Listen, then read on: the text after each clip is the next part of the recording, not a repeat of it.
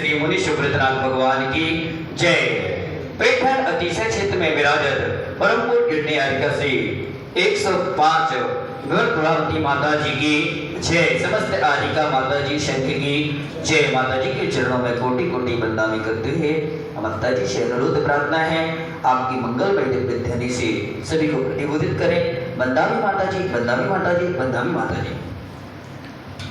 जय बोलो श्री अनंतानंद परम सिद्ध भगवान की जय। 1000 श्री मुनि सुब्रतनाथ भगवान की जय। परम पूज्य आचार्य श्री आदि सागर जी महाराज की जय। परम पूज्य आचार्य श्री महाविकृति जी महाराज, आचार्य श्री विमल सार महाराज, तपस सम्राट आचार्य सन्मति सार महाराज, आचार्य श्री कुंतु सागर जी महाराज की परम पूज्य प्रथम करणी आरिका रत्न श्री 105 विजयमती माता जी की जैन धर्म की जय। जिनवानी माता की जय। करणी 105 श्री विमल तुलावती माता जी की जय। समस्त आरिका माता जी शंख की जय। ब्रुवन् नमः सिद्ध पदाय वाक्य मिथ्याग्रहीत्या स्वयमेव लोचम लौकान्तिकेभ्यस्तवनं निशम्य वन्दे जिनेशं मुनिसुव्रतं तं वन्दे जिनेशं मुनिसुव्रतं तं।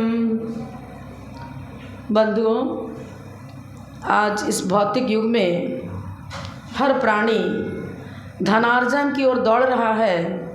वह समझता है धन के बिना कभी सुख नहीं मिलता, लेकिन मैं पूछना चाहूँगी कि बिना पुण्य के क्या धन टिक सकता है? नहीं टिक सकता। धर्म के बिना धन का ना अर्जन होता है, ना संरक्षण, ना वो आपके लिए कभी लाभदायक बनेगा। एक उदाहरण से हम समझने का प्रयास करें। आजकल लोग ये समझते हैं कि पुण्य क्या है, दिखता तो है ही नहीं, आत्मा दिखती नहीं, और भगवान की मूर्ति तो नज़र आती है, लेकिन हम भगवान की आराधना से क्या पाएंगे, इस विषय को समझना बहुत ज़रूरी है। देखिए, वृक्ष दिखता है, उसकी जड़ नहीं दिखती, लेकिन जो दिखता है वही मूल्यवान नहीं दिखने वाला उससे भी अधिक मूल्यवान है। जड़ के सिंचन के बिना वृक्ष हरा भरा नहीं रह सकता। मूल्यवान वो जड़ है। एक श्रावक था, वो उसका एक ही पुत्र था, बच्चे को बहुत लाड़ प्यार से पाला था, कोई काम नहीं कराता उससे, लेकिन उन्हें बाहर जाना था तो सोचा इतना सुंदर बगीचा है, मैं रोज़ उसका सिंचन करता हूँ, अब मैं जा रहा हूँ तो क्या करूँ, अपने पुत्र को कहना होगा कि तू बगीचे की रक्षा करना। उसने पुत्र को बुलाया, कहा देखो डेली सिंचन करना है, वृक्षों का जल डालना चाहिए पेड़ में ताकि वो हरे भरे बने रहें। ठीक है पिताजी, आपकी आज्ञा का पालन जरूर होगा। चले गए। अब वो क्या करता था, कभी पिता के साथ गया नहीं, देखा नहीं कैसे सिंचाई होती है। वो बाल्टी में पानी लेकर के उछाल करके पत्तों को धोता था।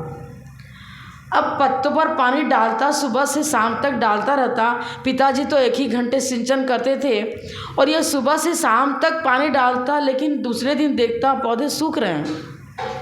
क्या करूं, पिताजी को क्या जवाब दूंगा? भोजन भी मिला तो मिला, नहीं तो वहीं बगीचे में काम करता रहता। जब उसके पिता लौटकर आया तो देखते हैं वृक्ष सूख रहे हैं। क्या बेटा, एक आज्ञा दी वो भी नहीं किया तूने? पिताजी आप तो 1 घंटे जाते थे, मैं सुबह से शाम तक सिंचन करता हूँ, क्यों सूख रहे हैं पौधे मुझे पता नहीं। क्या किया? शिक्षण नहीं लिया था, जड़ में पानी नहीं डाला। हम भी यही कर रहे हैं। आप सोचो हम इतने मूर्ख नहीं हैं, लेकिन हम भी यही कर रहे हैं। इंद्रियों का सिंचन कर रहे हैं। अच्छा वस्त्र, अच्छा आभरण, अच्छी वस्तु मिलनी चाहिए, खाने को, पीने को, रहने को मकान अच्छा मिलना चाहिए, लेकिन इसी में उलझे हुए हैं। और यदि पुण्य नहीं किया, धर्मार्जन नहीं किया, वो धर्म पुरुषार्थ ही जड़ है हमारे जीवन रूपी वृक्ष की।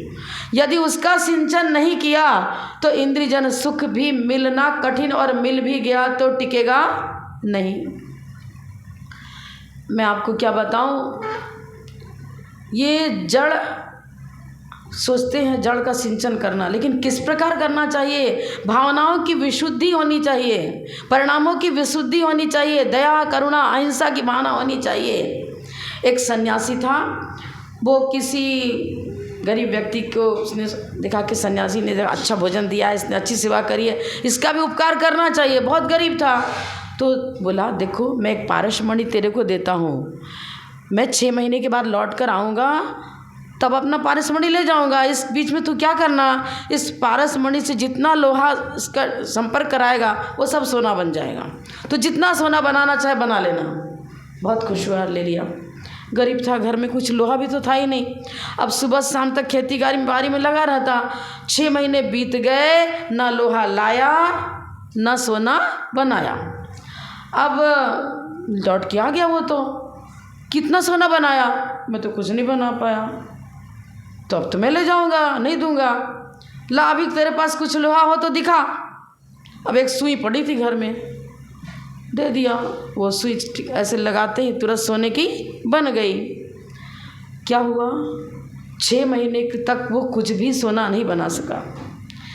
आप कहोगे हमें क्या करना है, अरे वो रत्नत्रय ही तो पारसमणि है, वो अहिंसा की भावना ही तो, अहिंसा यही तो पारसमणि है।